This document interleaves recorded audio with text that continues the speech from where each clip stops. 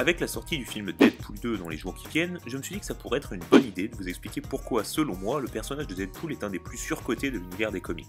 Je vous le dis franchement, c'est une merde et je suis bien décidé à vous le prouver. Accrochez vos ceintures et préparez vos pouces rouges, c'est parti. En créant le personnage de Deadpool, Rob Liefeld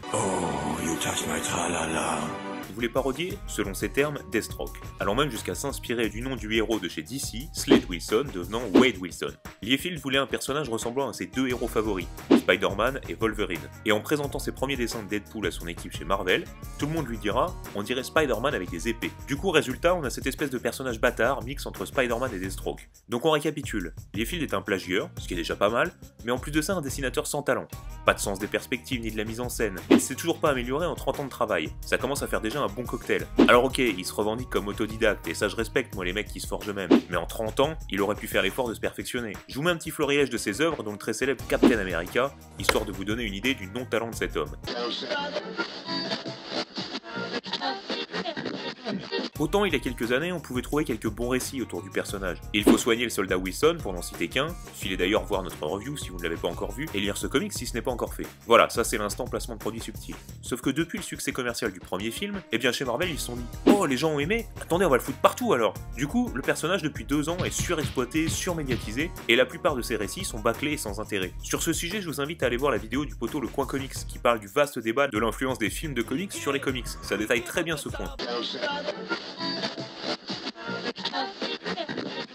Le personnage ne dispose pas d'un background méga développé, ça fait qu'il est difficile de s'y attacher. Je sais pas si c'est dû au manque de créativité de son créateur, qui n'a pas réussi à lui forger une histoire digne de ce nom, par manque de talent sûrement, mais le fait d'être un gros fanboy de Wolverine ou Spider-Man ne lui donne pas pour autant leur épaisseur. Et là vous allez me dire « Oh gna Gordon, c'est normal, le personnage il est récent, forcément il a pas le passif d'un Batman par exemple. » Alors oui, il est récent en effet, enfin récent. Sa première apparition date de 1991, alors oui ça commence à dater un peu, mais laisse-moi te citer un exemple pour calmer tes ardeurs. Harley Quinn, apparue pour la première fois en 1992, a elle un background et un fil rouge vraiment coolax à suivre. Sa relation unilatérale avec le Joker pour ne citer que ça. Enfin quand je dis ça, là aussi c'était avant le film Suicide Squad qui a enterré le personnage. D'ailleurs notons au passage que c'est entre autres en voyant le succès de Deadpool et son humour que DC a décidé de changer de cap. Donc la descente aux enfers du personnage d'Harley Quinn est en partie due à Deadpool en fait. Alors, je t'entends plus là hein. Bien, merci de ne plus m'interrompre désormais.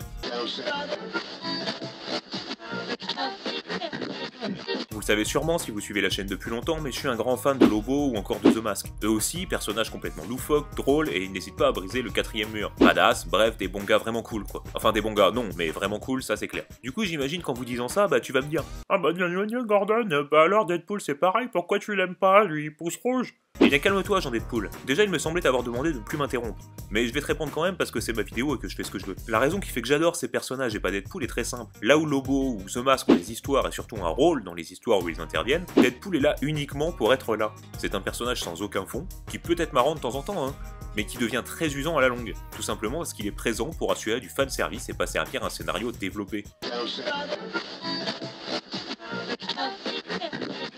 Enfin, dernier point, vu le flot de récits qui sort autour du personnage depuis le film, il fallait s'y attendre, la grande majorité sont mauvais. Déjà parce que les équipes créatives qui s'y collent le sont dans la plupart des cas. Et surtout parce que n'en déplaise à Pierre Cross, non, on ne peut pas faire de la quantité et de la qualité.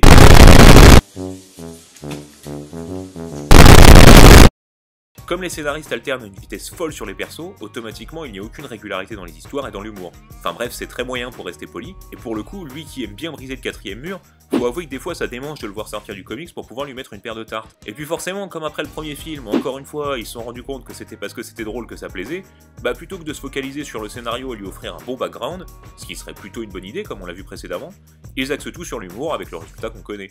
Pour terminer cette vidéo, j'aimerais tempérer un peu en disant que Deadpool c'est un peu comme ton oncle lointain que tu vois qu'à Noël, qui passe son temps à faire des blagues lourdingues tout le long du repas. De temps en temps, il en sort des drôles et tu te marres, mais t'es content parce que ça arrive qu'une fois par an. Le problème c'est que depuis le premier film Deadpool, c'est Noël tous les jours chez Marvel. Et là où c'était un petit plaisir coupable de lire ces histoires auparavant, comme se marrer des blagues douteuses de tonton, bah c'est devenu lassant à force de les entendre tous les jours.